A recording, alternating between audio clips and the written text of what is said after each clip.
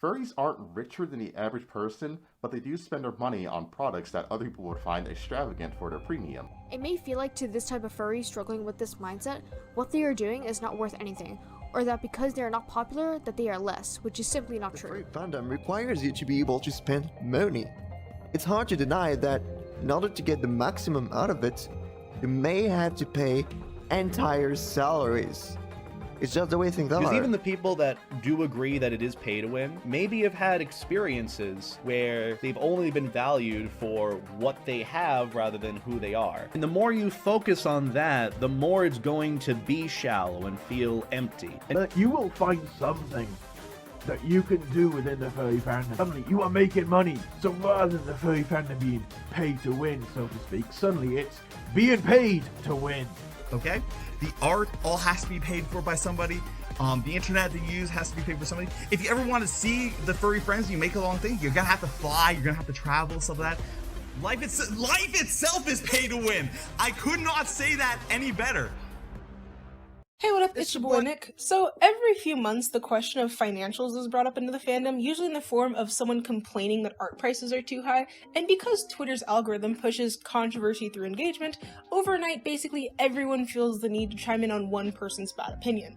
But the reason I want to talk about this is because a few of my peers actually covered the question, and I wanted to chime in with my thoughts as a good encompassment of the whole ordeal. But without further ado, let's dive into the age-old question, is the furry fandom pay to win? Now, I think if I ask all of you that, the same question just immediately flew into all your heads like a goddamn cyberlink. What is winning in the fandom? Before this video even starts, I would like you to comment your thoughts when you hear that. Do you believe the fandom is pay to win? Do you believe that's a silly question? I love hearing people's thoughts gain clarity from the first comment to their next one. Some people change their minds, some double down, but here's a little pause screen so you can comment. Alright, you good? You done? Cool. So I wanted to make mention of the furry YouTube videos that already do exist on this topic because I want it to be kind of a conversation. Multiple people have made videos on this and I want to make mention of things I agree with or disagree with because, as you'll see in this video, it's not exactly as black and white as you might think. Full respect to everyone I mentioned, let's move on. So let's define winning. Everyone will have their own definition of what it means to win in the fandom, but we can all divide it into three general categories. Number 1, financial gain. This is especially prevalent for artists, fursuit makers, or anyone providing goods and services in the fandom. For many, the fandom is their main source of revenue, and being able to pay your bills is a necessity. Number 2, popularity and networking. This is defined completely by numerics, how many followers you have, engagement, retweets. This is because some people want to be able to have their voice heard and make sizable impact with the amount of reach that they're able to garner, and some even see it as a form of validity, healthy or not. And finally, number 3, friendship and enjoyment. This is different from 2, considering the depth of attachment and connection can be considered deeper. You can have 1,000 followers and maybe only 3 you really talk to, or 1 you consider a friend. But regardless, everyone in this fandom has a mixture of these 3 incentives, usually working in tandem with one another. A majority of people are going to claim that 3 is their main and only reason for being in the fandom, but as you'll see, there are reasons to have 1 and 2 as well. The more popularity you might have, the easier things are to sell. The more financial stability you have, the more enjoyment you might find because you're not stressed about bills, and you can focus on your friendships and dozens of other ways that you can link these 3 categories together. But a reminder, money does not equal popularity. Money does not equal friendship. Having a cute suit is nothing with a terrible personality. Money is a means to an end, that is all. So Jikardor's video caused quite a stir in the YouTube community, prompting multiple video responses by others. Multiple disagreeing with his almost sardonic tone and general opinion that not only is the fandom pay to win, but his slightly less than cordial response to another YouTuber wasn't taken very well. Just like any hobby, they are money sinks. Okay? Hobbies, by definitions, are money sinks. Okay? You spend your free time and you spend your free cash and stuff like that in these hobbies to have an enjoyable time. So the more finances you can put into your hobby, the more fun you're gonna have with it in general. It is pay to win. Like your ancestors and your culture has paid for your ability to enjoy this kind of stuff, okay? The art all has to be paid for by somebody. The internet that you use has to be paid for somebody. If you ever want to see the furry friends you make along thing, you're gonna have to fly, you're gonna have to travel, stuff like that. If you want to wear a fursuit or get art, stuff like that, there's all money cost because it all takes in. Essentially, because it's a hobby, in my opinion, furries definitely pay to win. You get out of it what you put into it. I bet you anything. These anybody that says furries not pay to win, they're gonna go into the social aspects. They're gonna be like talking about friends and love and affection and good woe feelings of that. And those feelings are 100% valid. But my perspective is you don't have any ability to access that without a baseline. Life itself is pay to win. I could not say that any better. Where they refer to it as pay to win. I feel like just from this alone, it says a lot about how they see the fandom and seems to show extreme pessimism towards the fandom itself, which I think is a major issue in the fandom, where I believe this extreme pessimism seems to delusion some furries into bombastic mindsets where things are exaggerated beyond belief. Yo, you're using like a lot of like big words, but they're all fluff. When you're in high school and you're in these English classes, you're like, oh, when I want to sound smart, I gotta use big words. Yeah, it's fine though. That you can do that won't cost you a dime, like joining furry group chats to talk to other furries, If joining furry group chat, you need access to a phone, access to the internet, access to a computer. Furry social media, trying to develop skills. Once again, access to the phone, access to the computer, access to the internet. Like drawing, dancing, or performing art. Drawing, dancing, performing art needs materials, needs teaching, and needs time. It's very common for furries or people to express winning to clout. So like I can see the argument where like somebody's trying to be like, hey, the more clout you gain, therefore the more influence you have, therefore the more you win. It's just not my definition. My definition of winning is 100% around enjoyment. And at the end of the day, everyone has their own perception of the term winning. But winning... You know what? I can absolutely agree with you with that. We completely disagree on what the definition of winning is. Yours is clout chasing, mine is enjoyment. Jikardor in his video claimed that because the fandom is primarily online, you need access to a phone and the internet to be part of the fandom, making it pay to play. While that is not the direct assertion that you are better than anyone by any means, it is implied that just to be a furry you have to have these necessities. On the far end of this argument, in a very tone-deaf manner, Orenthio once made the point that black people, because they are socially more disadvantaged, they are less likely to buy fursuits and less likely to be popular in the furry fandom due to real systematic inequalities that plague minorities in impoverished areas. Like, a lot of popular furries argue that, oh, fursuits are a luxury item. But, I mean, it's a lot more important to have a fursuit in the furry community than to have a luxury car, for instance. On the other hand, fursuits actually give you tangible social benefits, so demographics who can afford these suits will have an advantage inherently when it comes to influence in the community. Like, that's the main reason we don't see any black popular furries. Like, when they join the community, they're going to be turned off by the fact that they'll be at an inherent disadvantage for not being able to afford these things. And the ones that do stay won't be represented at all because they're all on the slow track. Because all the white popular furries are like, BLM, BLM. And obviously they don't give a shit about Black Lives Matter. All they care about is absorbing the social capital. And when it comes to actually improving the community and making it more accessible for black furs, for instance, like, they turn around and say, oh, that's just how the economy works! Oh! Again, since the vast majority of black furs can't actually afford to buy fursuits and whatnot that give them increased influence in the community, they're going to be severely underrepresented. All we get is virtue signaling. To me, that argument does such a disservice to actual socioeconomic problems by saying that we should feel bad to those that are impoverished and low income, not because they're impoverished and low income, but because they don't have the same ability to become furry micro-celebrities. There are 100% people who can express furry enjoyment outside of the internet. Saying having access to the internet or having access to a phone makes the fandom pay to win is like saying having access to public transit makes it pay to win.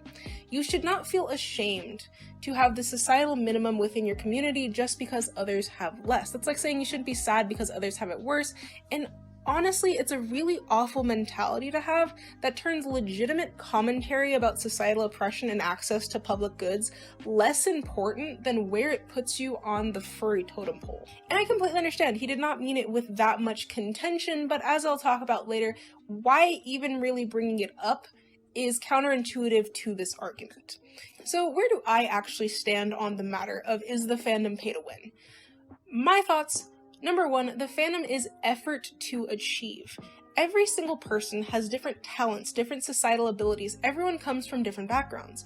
The idea of adding a qualifier by deliberately dividing us now by class status is effectively only making the fandom more divisive and more aggressive towards one another. If every single person in this fandom was given $1,000 to spend towards achieving their goals, what would you spend it on? Comment below. I am very curious, because some of you would spend it on a new tablet, some might save up for a convention, and some might not spend it at all. But that is because everyone has different plans that cannot always be achieved with money. I can buy the world's fanciest 3D printer, but if I don't know how to sculpt, I have to put in the effort towards reaping those rewards. If you want art, you can make it pay to win. You can buy it.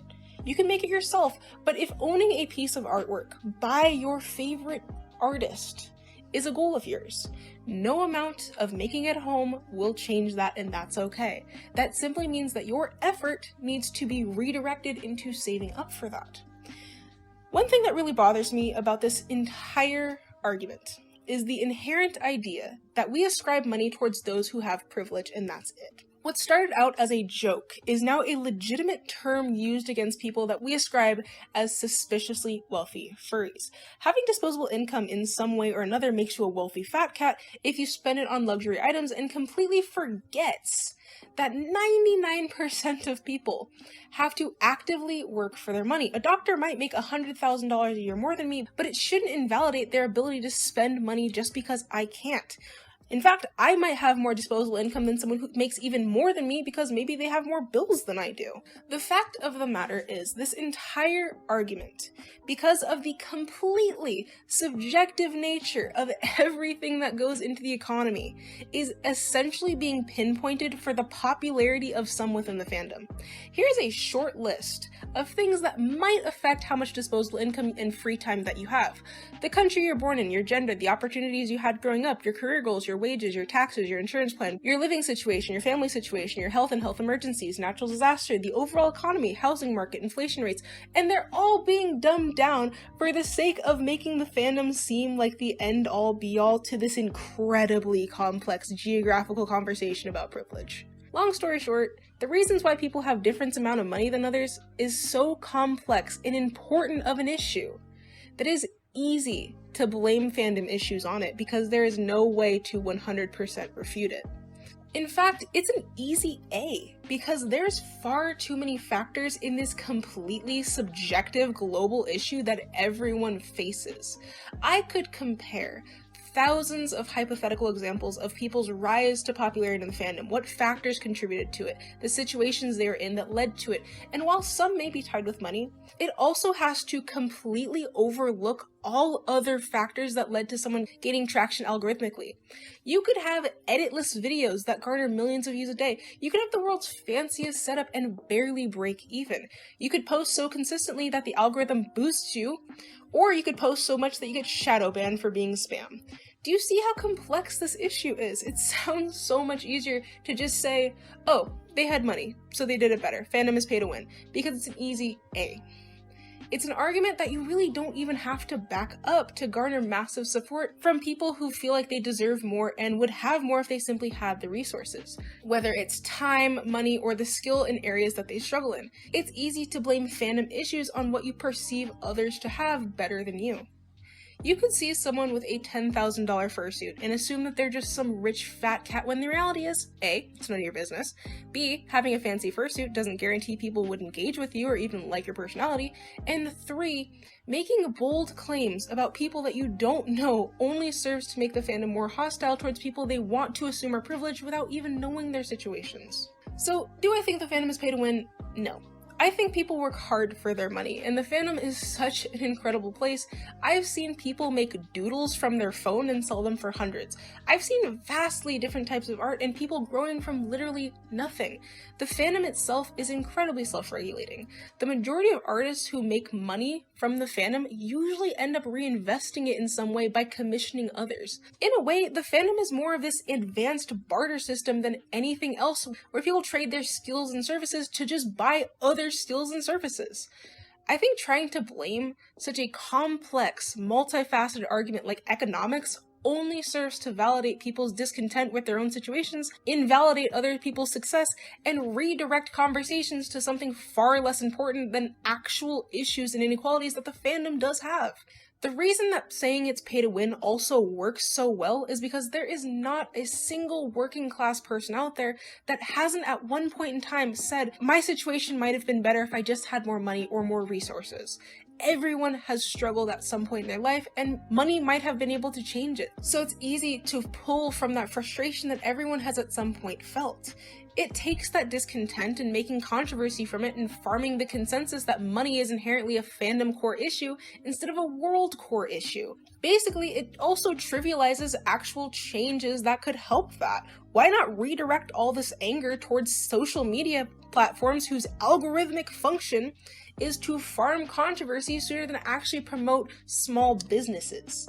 And the cherry on top, instead of giving actual solutions to the hypothetical issue, it's easy to just look at every person in the audience and unite them in anger by saying, oh, your art isn't popular? It's because of money. People have popularity, not because of how hard they work or their personality or what they physically invest or their talent or how much they practice with their art. It's because they have money. You too could have this if you just had more money. I think one of the most frustrating parts about this whole argument is there will be people who genuinely do believe that the fandom is pay to win, and they're completely entitled to their opinions. But often when you try to confront them with any way of making their situation better, right, by saying, potentially if you practice more art, you might get better, you might be noticed. If you don't have many friends, try to go into Discord groups and try to chat with people. Why don't you try to post more consistently so the algorithm might pick you up? Often they will brush off any criticism or any ability to try to help them as being bootstraps mentality. It is literally defined as having initiative and drive to change and better yourself. And I understand that there are situations in which you genuinely are doing your best and things are just not working out, and that is completely fine. But saying simple things like, I'm frustrated that I don't have more friends, well, have you tried talking to people? Saying that that is bootstraps mentality is very silly in my opinion, but it's sometimes the only argument people can really have because they recognize that they are in control of their own situation. At the very least, some things can change by your outlook on a situation or at least your approach to it. So overall, I greatly disagree with farming outrage over that kind of thing. The fandom has legitimate issues that we all do face, but manufacturing another one is really not something that I'm super supportive of. I really did agree with Beta's video on the matter. It's an extended explanation of his views, and I really agree with a lot of his takes. He touched on aspects of the conversation that have legitimate credibility to them, such as parasociality. People do have an unhealthy attachment to creators simply for their fursuits and commodity fetishism. There are arguments to be had that depending on the amount of followers or reach someone has, their opinion can be seen as having more weight than those who have smaller reach, potentially drowning out people who deserve to be heard. A conversation about viewing debates with more objectiveness is more than deserved. And finally, the argument of if there are people out there that exist and only exist in the fandom for instant gratification that comes with popularity, materialism, and validity, why does their existence in any way impact anyone but themselves? If someone's entire goal is to have money and fursuits and fame, but you are objectively having a good time, whether you have those things or want those things or not, why should we make conversations that go out of their way to make it seem like you two can't coexist with one another or even be friends? How someone views numbers should not impact you. If there is someone who legitimately doesn't want to talk to you because you have less followers than them, you shouldn't surround yourself with people like that. But considering this debate is one that the fandom has had and probably will continue to have every time the furry wheel of drama lands on it, I don't feel particularly late to the conversation, but in the comments, please do let me know your thoughts. I would love to know if you guys agree or disagree, and I'd love to know why. Some of you have had instances in which you really did feel like the fandom was pay to win. Some of you feel like maybe you were snubbed by bigger creators because potentially you were smaller than them. Those situations do happen, and they can make people feel really bad, so do let me know. You're allowed to disagree. It's completely okay. Thoughtful comments and good faith debates of my audience have actually changed my mind on a few topics from videos on things like pup masks, and I feel like even if we don't agree, it helps everyone be a little bit more open to changing their mind on future and past topics. But either way, thank you for having me. As always, my name is Nick, and remember, keep it simple. See you next time.